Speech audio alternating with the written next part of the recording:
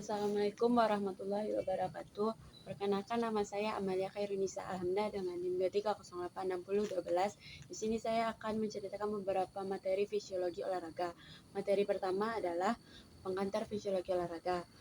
Fisiologi berarti mempelajari suatu fungsi organ-organ dalam tubuh. Olahraga berarti mengolahragakan atau menggerakkan fisik dan jasmani. Jadi fisiologi olahraga adalah suatu aspek dalam sport medicine yang beradaptasi untuk mengatur atau melakukan aktivitas fisik yang dilakukan. Materi kedua adalah sistem energi dan latihan. Pengertian energi adalah kapasitas energi yang digunakan untuk bekerja sangat besar, sehingga semakin beratnya pekerjaan, semakin banyak pula lah energi yang kita butuhkan. Menurut biologis, energi yang kita butuhkan itu berasal dari matahari. Energi matahari adalah berasal dari yang diubah oleh tumbuh-tumbuhan hijau menjadi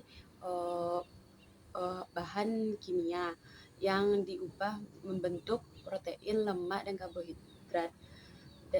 Dalam sistem energi ini memiliki 3 sistem, yaitu sistem fosforogen, yaitu ATP yang menjadikan ADP tambah PI. Penggabungan ATP dan PI ini menghasilkan energi. Jadi di energi itu kita dapat beraktivitas. Yang kedua adalah sistem glukosis.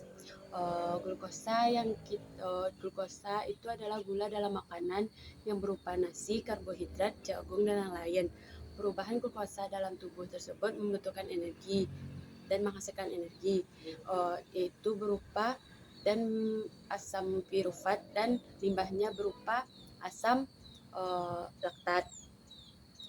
Di ketiga adalah sistem oksidasi. Glukosa tersebut menghasilkan asam pirufat dan asam laktat yang menghasilkan energi yang dibantu oleh 36 dan 39 ATP. Sistem aerobik. Sistem aerobik ini membutuhkan oksigen, di mana olahraganya itu long time. Contohnya jogging, lari jarak jauh, lari santai. Yang kedua adalah sistem anaerobik. Sistem anaerobik ini tidak membutuhkan oksigen. Olahraganya itu contohnya seperti sprint, angkat besi, tolak peluru, dan lempar lembing. Materi ketiga adalah otot rangka dan latihan. Yang pertama adalah struktur dan fisiologi otot rangka, di mana secara anatomis otot rangka itu memiliki beberapa bagian, yaitu kontraksi dan relaksasi.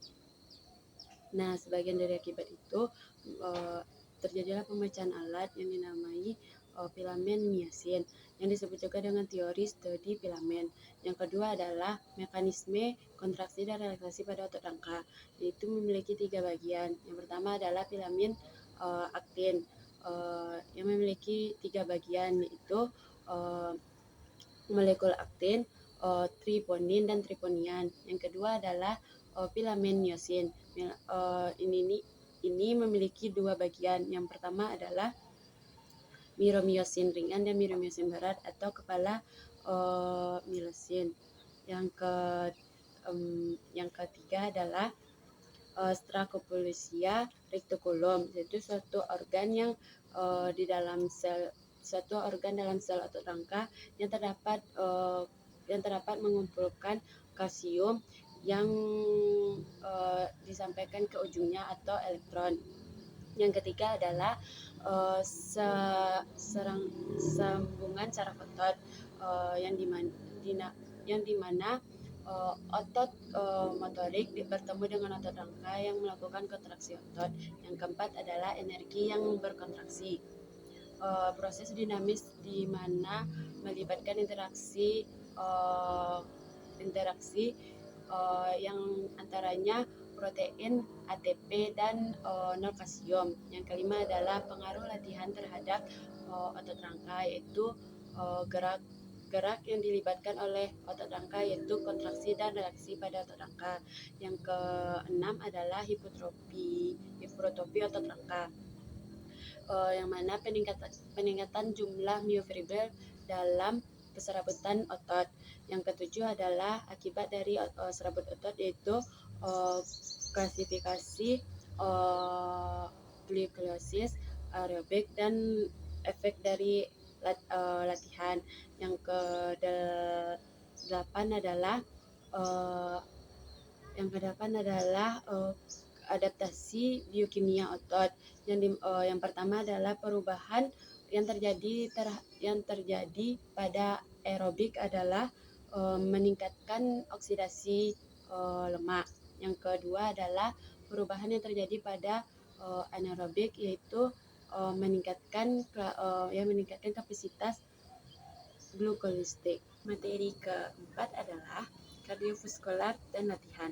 Kardiovaskular dalam bahasa Inggris adalah kardio adalah jantung dan vaskular adalah siklus. Sistem kardiovaskular itu ada beberapa macam. Yang pertama adalah jantung. Jantung itu adalah memompa darah ke seluruh tubuh. Yang kedua adalah darah. Darah adalah alat transportasi untuk menyalurkan oksigen dan nutrisi ke seluruh tubuh. Yang ketiga adalah pembuluh darah. Pembuluh darah adalah mengalirkan darah ke seluruh tubuh. Dan keempat adalah linfatik.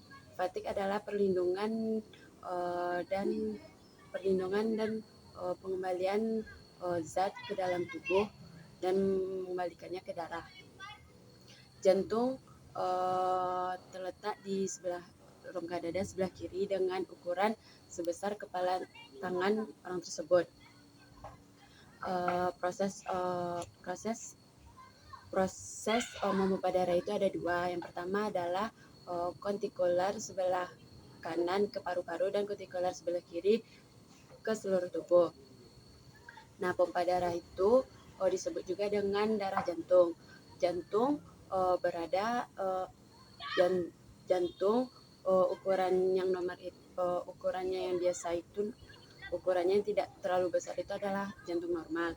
Dan jika jantungnya memiliki diameter yang sangat besar, itu tuh memiliki penampungan darah yang sangat besar, dan otot jantungnya itu semakin tebal dan kuat. Materi kelima adalah respirasi dan latihan. Struktur respirasi itu ada beberapa macam. Yang pertama adalah mulut, hidung, tenggorokan, laring, faring, trakea, bronkus, bronkiolus, paru-paru, dan alveolus. Fungsi sistem respirasi itu adalah proses pertukaran gas yang dilakukan oleh paru-paru ke jaringan sel tubuh. Reproduksi respirasi itu ada beberapa macam prosesnya. Yang pertama adalah pernapasan luar. Pernapasan luar itu membawa oksigen dari luar lingkungan yang dilalui oleh mulut dan hidung. Pernapasan dalam itu mencegah oksidasi biologis yang terjadinya proses biologis yang mencakup ahli gen ke sel jaringan. Terus kebutuhan oksigen yang dilakukan setelah melakukan aktivitas olahraga itu ada 4. Yang pertama adalah penggantian ATP, yang kedua adalah mengeluarkan asam laktat, yang ketiga adalah pengisian hemoglobin dengan oksigen, dan yang keempat adalah penggantian gizi oksigen. Materi keenam adalah exogenous aids dalam olahraga dan pengarahan exogenous aids. Exogenous adalah upaya untuk meningkatkan kemampuan tubuh. Materi keenam adalah exogenous aids dalam olahraga dan pengarahan exogenous aids. Exogenous adalah upaya untuk meningkatkan kemampuan dalam tubuh yang dibantu oleh obat-obatan. Exogenous aids adalah menggunakan bahan-bahan yang dibantu oleh bahan-bahan yang mempengaruhi proses-proses fisiologi seorang atlet. Doping adalah penguatan otot yang dengan membantu memasukkan bahan-bahan dan zat yang secara tidak wajar. Jenis-jenis doping adalah afteromi, steroid anabolik, diuretik. Nah, beberapa yang dilarang dalam doping itu adalah doping samping transisi darah dalam gen orang lain. Terus yang kedua adalah glycerid sebagai anti sedang. Jadi adalah suhu dan lingkungan dalam olahraga. Itu suhu anti tubuh itu adalah di mana suatu tubuh yang terdapat pada tubuh yang menjadikan pedoman untuk menemukan suhu yang untuk dipakai. Mekanisme perpindahan suhu itu yang ada beberapa macam. Yang pertama adalah edulkorasi, konduksi, kortipol, dan revitalisasi. Penggunaan pencegahan gangguan paru-paru yaitu pertama konsumsi getaran dan air yang dipakai sebagai pengganti yang berguna yang dimanfaatkan oleh konstruksi latihan dan perubahan yang dimana suhu lingkungannya itu panas.